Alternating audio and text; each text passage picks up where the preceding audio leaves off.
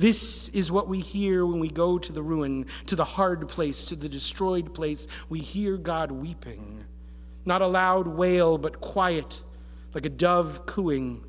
We hear its reverberations when we stop and get outside ourselves long enough to listen.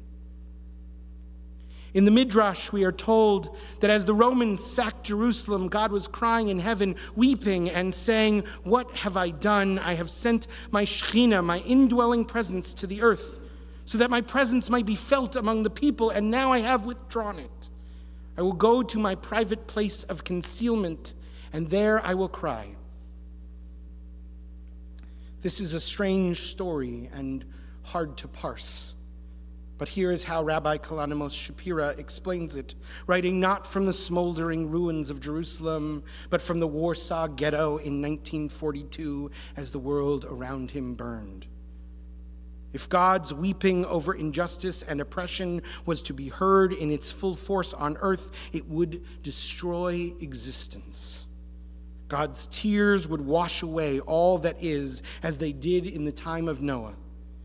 So God has chosen to remove God's self from the world, to spare us the full force of God's sorrow. God retreats into the innermost chamber, and there God weeps so that the world can continue.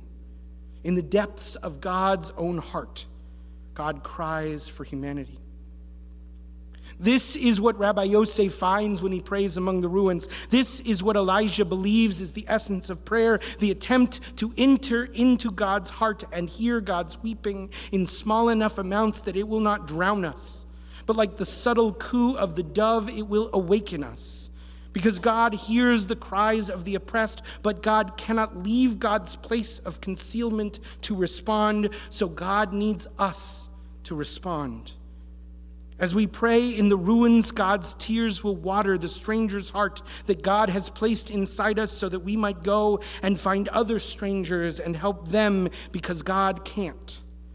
God knew the world would be full of strangers, vulnerable and afraid, and so God created the Hebrews, the boundary crossers, the wanderers, the people with the heart of the stranger, so that we might be the ones to help.